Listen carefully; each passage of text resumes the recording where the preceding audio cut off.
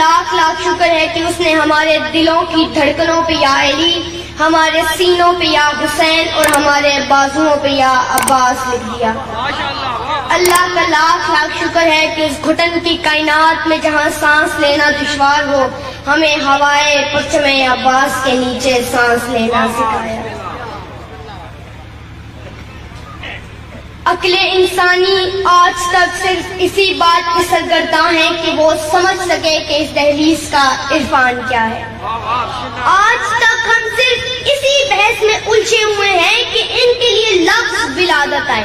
ایک نے کہا نہیں، یہ لفظ ولادت بہت چھوٹا ہے، ان سے مطابقت نہیں رکھتا، عقیدے بڑے بلند ہیں جی، کیا کہنا چاہیے؟ ان کے لیے لفظ نزول ہونا چاہیے۔ ایک نے کہا نہیں، نزول بہت چھوٹا ہے، سحور ہونا چاہیے۔ کسی نے کہا ورود ہونا چاہیے۔ میں ممبر حسین سے کہہ رہا ہوں، یہ سبھی لفظ ان کے لائق نہیں۔ تو پوچھو نا حسن محمود، ان کے لیے کون سا لفظ آنا چاہیے؟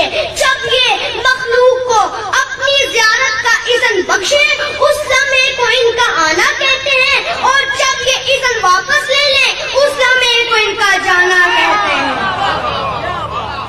یہ نہ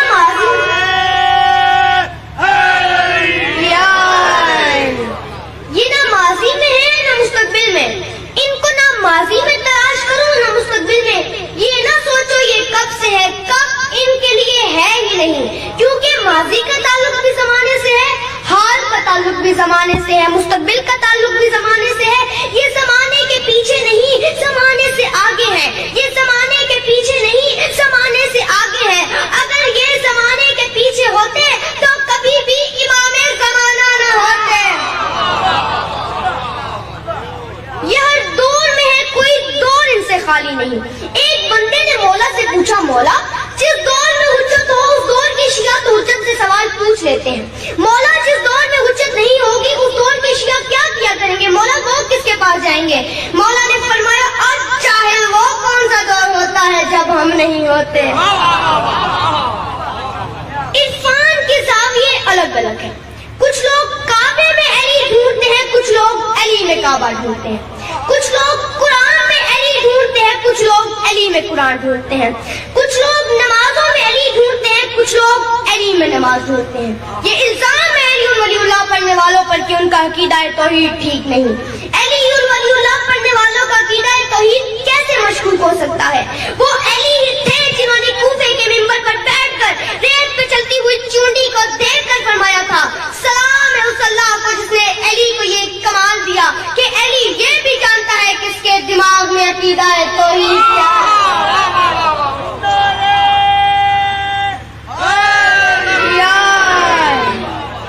ہمیں توحید کی پہچان علی نے دی ہے، ہمیں عبادت کے عرفان علی نے دی ہے، ہمیں اللہ کی پہچان علی نے دی ہے، تبھی تو بندے ڈائریکٹ اللہ تک پہنچنے کی کوشش کرتے ہیں۔ مولوی کتنے بار دفعہ کہتا ہے مسجد میں اللہ کو پہچانو، ہندو مندر کی گھنٹی بجا کر کہتا ہے اللہ کو پہچانو، عیسائی چرچ میں بیٹھ کر کہتا ہے اللہ کو پہچانو، سکھ گرودوارے میں بیٹھ کر کہتا ہے اللہ کو پہچانو، سب اپنے اپنے طریقوں سے کہہ رہے ہیں اللہ کو پہچانو، اللہ کو پہچانو، اللہ کو پہچانو، اللہ کو پہچانو۔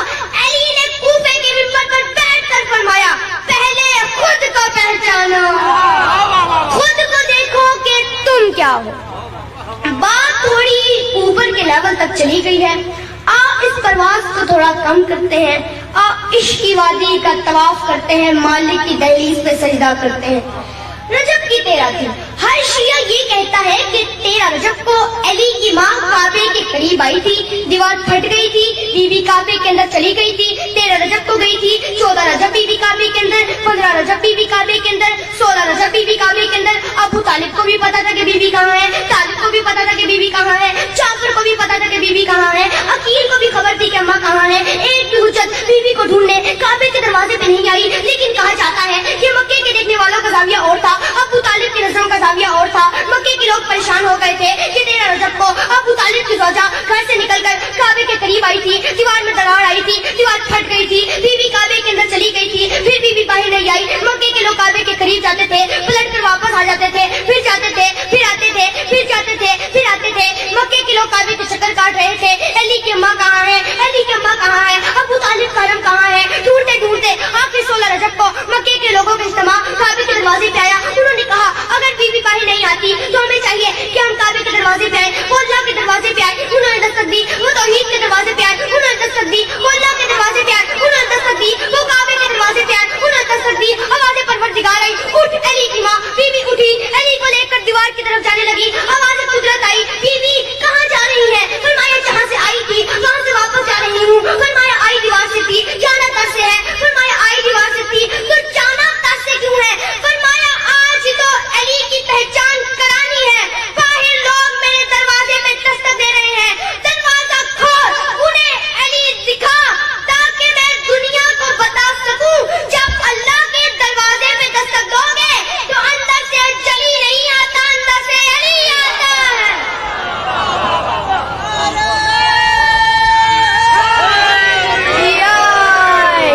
بادشاہ حسین عزت دے، بادشاہ حسین عزت دے۔ اللہ اکبر، یا رسول اللہ، یا جو بھی ان سے مانگتا ہے وہ اپنی ذاتی خواہشات کو مانگتا ہے۔ اگر بادشاہی چاہتے ہو تو کبھی ان سے ان کی قربت مانگ کے دیکھو۔ انسان جب مصلی پہ آتا ہے تو نماز کی نیت یہ کرتا ہے، 2 رکعت نماز پڑھتا ہوں واجب قربت اللہ۔ نماز کے لیے انسان کی نیت یہ ہوتی ہے کہ مجھے اللہ کی قربت نصیب ہو، اور جب نماز ختم ہوتی ہے دعا ہوتی ہے کہ مجھے جنت مل جائے۔ اس کا مطلب قربت کی خواہش رکھنے والا جنت کی بھی خواہش رکھتا ہے۔ حسین نے نظریے ہی بدل دیے، حسین نے خواہش جنت ختم کر دی ماتمی کے دل سے۔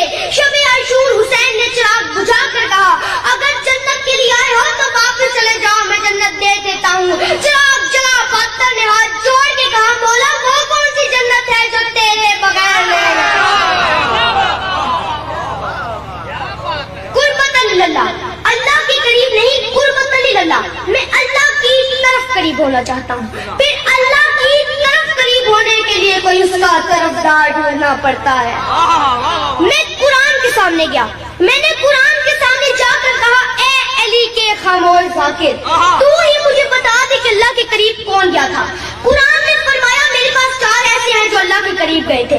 پہلا ہے حضرت موسیٰ، یہ اللہ کے قریب جایا کرتے تھے۔ میں موسیٰ کے پیچھے دوڑا، میں نے کہا اشارے کہ مجھے اللہ کے قریب لے جائے، لیکن جب میں نے دیکھا موسیٰ کوئی دور پہ کھڑے تھے، میں نے کہا کلیم اللہ آپ تو اللہ کے قریب آئے تھے، پھر آپ یہاں کیوں رک گئے؟ فرمایا اس نے مجھے ہی روکا ہے۔ میں نے کہا کیا آپ سے بھی کوئی آگے گیا؟ قرآن نے آواز دی ہاں ایک ہے جو اس سے بھی آگے چلا گیا، مریم کا بیٹا جو اس سے بھی آگے چلا گیا۔ میں جب عیسیٰ کے پیچھے دوڑا تو عیسیٰ بھی 4تھے آسمان پہ کھڑا تھا۔ میں نے کہا میں نے کہا بطول کے بیٹے آپ تو اللہ کے قریب آئے تھے، پھر آپ یہاں کیوں کھڑے ہیں؟ کیا آپ سے بھی کوئی آگے گیا؟ فرمایا میں تو یہیں پہ تھا، جبرائیل مجھ سے بھی آگے چلا گیا۔ میں جب جبرائیل کے پیچھے دوڑا میں نے کہا اے حسین کی نفسی تو کتنا قریب گیا؟ میں جب جبرائیل کے قریب گیا تو وہ بھی سدرہ پہ کھڑا کانپ رہا تھا۔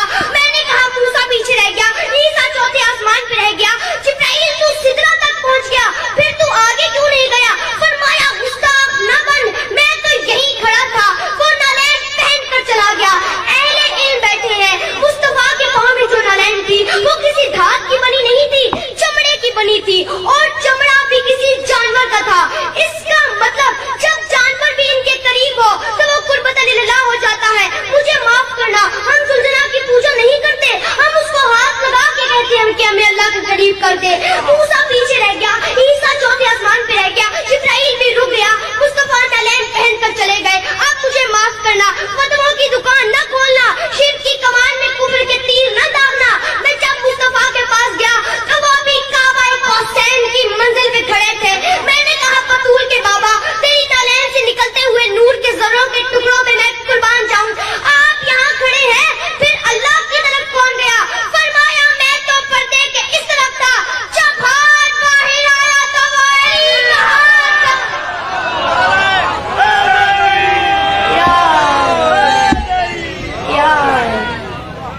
اور آخر میں نصیحت سمجھو یا وصیت، آخری سانس تک علی سے وفا کرو۔ ایک منٹ جو رباد آلے ہوئی نعرہ نہیں مارنا، نعرہ تکبیر، اللہ اکبر، نال گونجنا چاہیے، نعرہ تکبیر، نعرہ رسالت، یا رسول اللہ، پائی نعرہ پائی تنی، سوالا کن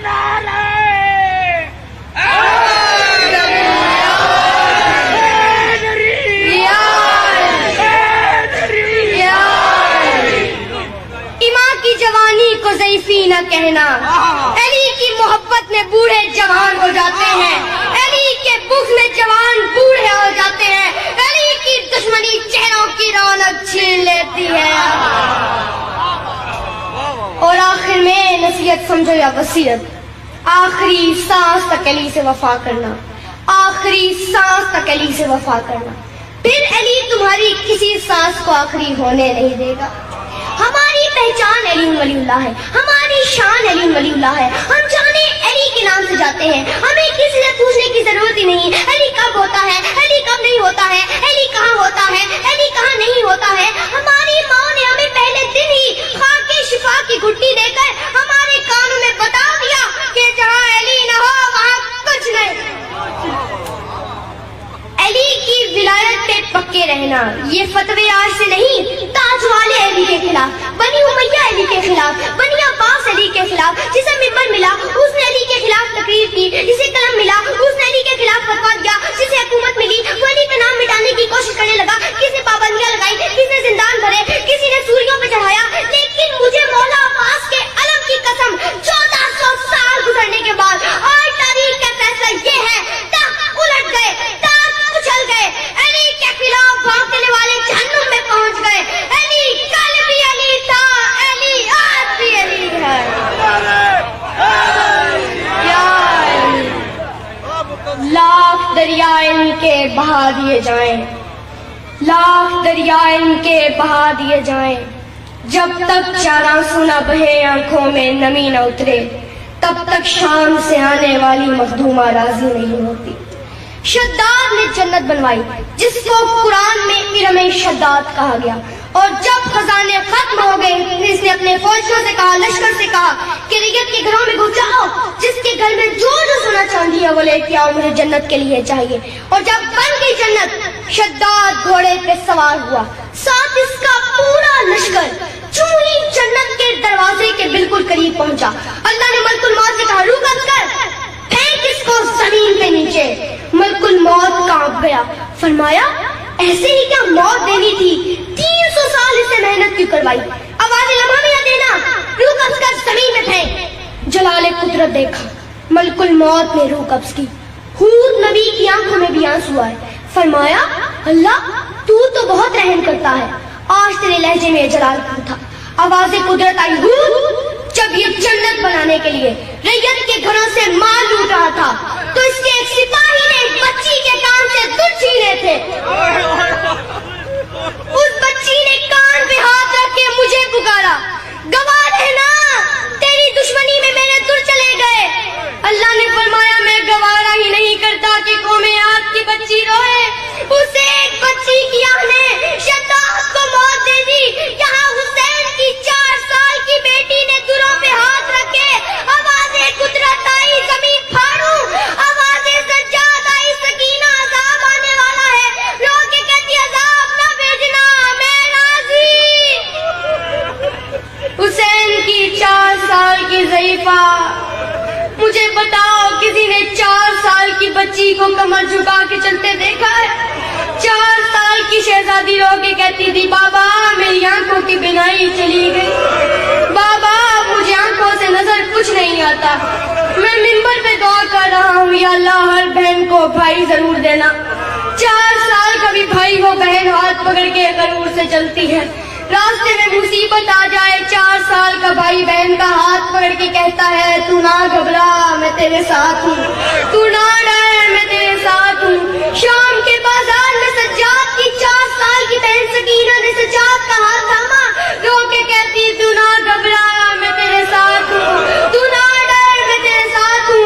سجاد نے کہا سکینہ بھائی بہنوں کو تسلیاں دیتے ہیں، تو بہن ہو کے مجھے تسلیاں دے رہی ہے، رو کے کہتی اس لیے تسلیاں دیتی ہوں اگر شام کے بازار میں مر گئی تو میرا جنازہ تو اٹھا لے گا، اگر شام کے بازار میں تو مر گیا تو تیرا جنازہ کون اٹھائے گا۔